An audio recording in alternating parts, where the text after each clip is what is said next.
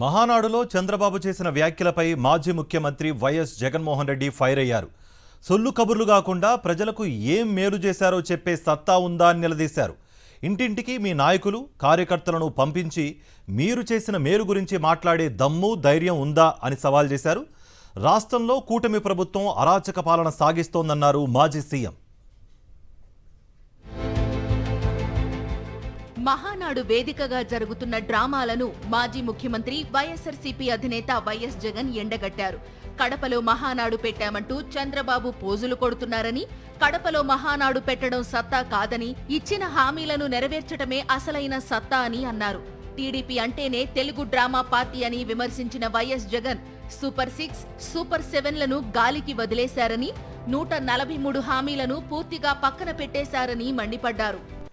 రాష్ట్రంలో ఏ ఇంటికైనా కూడా వెళ్ళి గర్వంగా తలెత్తుకొని చిక్కటి చిరునవ్వుల మధ్య గర్వంగా వైఎస్ఆర్సీపీ కార్యకర్తలు మేము అని చెప్పుకునే పరిస్థితి ఈరోజు వైఎస్ఆర్సీపీ కార్యకర్తలకు మాత్రమే ఉంది. నేను అడుగుతా ఉన్నా ఈరోజు చంద్రబాబు నాయుడు మహానాడు అని చెప్పి పెద్ద పెద్ద డ్రామాలు చేస్తూ ఈరోజు ఏదో పెద్ద ప్రోగ్రాములు పెడతారు. నేను అడుగుతా ఉన్నా, మీ వేదికపై నుంచి నీకు చెప్పే ధైర్యం ఉందా? మీ కార్యకర్తలను గడప గడప తిప్పే ధైర్యం మీకుందా అని అడుగుతా ఉన్నా ఇదే చంద్రబాబు నాయుడు. తాడేపల్లిలోని పార్టీ కేంద్ర కార్యాలయంలో మండపేట, గొల్లప్రోలు, పెనుగొండ, మదనపల్లె స్థానిక సంస్థల ప్రతినిధులతో భేటీ అయ్యారు వైఎస్ జగన్. ఈ సందర్భంగా మాట్లాడుతూ చంద్రబాబు రాజకీయాలను భ్రష్టు పట్టించారని, ప్రజాస్వామ్య పద్ధతిలో ఎన్నికైన ఎంపీటీసీలు, జెడ్పీటీసీలు, కౌన్సిలర్లను ప్రలోభపెట్టి, బెదిరించి, భయపెట్టి ప్రజాస్వామ్యాన్ని ఖూనీ చేస్తున్నారని ఆగ్రహం వ్యక్తం చేశారు. ఇలాంటి దౌర్భాగ్యపు పరిపాలనను గతంలో ఎప్పుడూ చూడలేదన్నారు.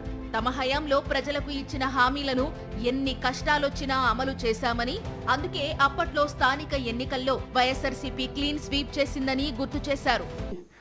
ప్రతిరోజు దాని గురించి ఆలోచన చేసి ఏకంగా ఎన్నికల్లో మేనిఫెస్టోలో చెప్పిన హామీలన్నీ 99% అమలు చేసిన పాలన ఏదైనా జరిగింది అని అంటే అది వైఎస్ఆర్సీపీ పాలన అని చెప్పడానికి గర్వపడతాను.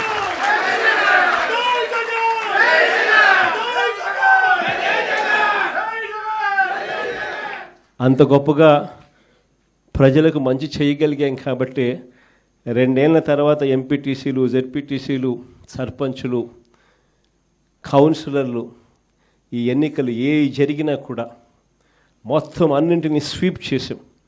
రాష్ట్రంలో రెడ్ బుక్ రాజ్యాంగం అమలవుతోందని మాజీ ముఖ్యమంత్రి ఆగ్రహం వ్యక్తం చేశారు. పల్నాడులో టీడీపీలో 2 వర్గాల మధ్య ఆధిపత్య పోరులో హత్యలు జరిగితే తమ నేతలైన పిన్నెల్లి సోదరులపై అక్రమ కేసులు పెట్టడమేంటని ప్రశ్నించారు. ఇల్లీగల్ మైనింగ్ జరగలేదని అధికారులు రిపోర్టిచ్చినా మాజీ మంత్రి కాకాని గోవర్ధన్ రెడ్డి మీద అక్రమ కేసు పెట్టి జైలుకు పంపారని, తాజాగా మంగళగిరి మాజీ ఎమ్మెల్యే ఆర్కే మీద కూడా తప్పుడు కేసులు పెట్టారన్నారు.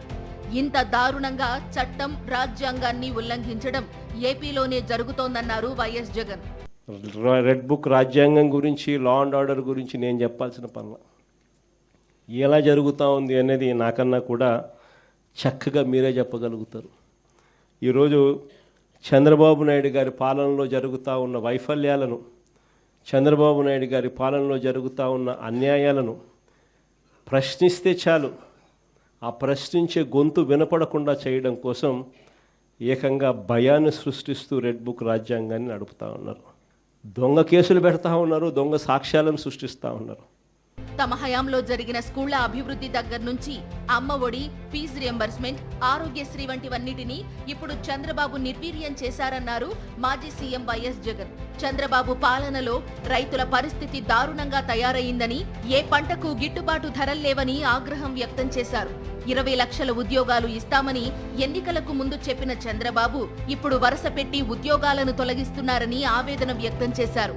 రాష్ట్రానికి రావలసిన ఆదాయమంతా చంద్రబాబు పార్టీ నేతల జేబుల్లోకే వెళుతోందని, గజ దొంగల ముఠా రాష్ట్రాన్ని దోచుకుంటోందని ఆగ్రహం వ్యక్తం చేశారు. నాడు నేడు పనులు ఆగిపోయాయి. 8వ తరగతి పిల్లల చేతుల్లో ట్యాబులు కనిపించాల్సింది ట్యాబులను కూడా దూరం చేసినారు ఈ పెద్ద మనిషి చంద్రబాబు నాయుడు పాలనలో.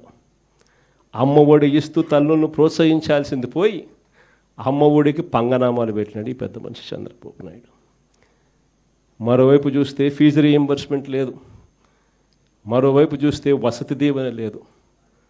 సంవత్సరం అయిపోయింది, ఇంతవరకు పిల్లలకు కట్టాల్సిన ఫీజులు 0. చంద్రబాబు ప్రభుత్వం ఎంత వేధిస్తుందో దానికి వడ్డీతో సహా చెల్లించే సమయం వస్తుందని వైఎస్ జగన్ తేల్చి చెప్పారు. 2.0లో కార్యకర్తలకు అధిక ప్రాధాన్యత ఉంటుందని మరోసారి స్పష్టం చేశారు. అన్యాయం ఎవరు చేసినా వారందరి పేర్లను పుస్తకంలో రాసుకోవాలని, తాము అధికారంలోకి వచ్చిన తరువాత అందరికీ ఖచ్చితంగా రిటర్న్ గిఫ్ట్లు ఇద్దామన్నారు.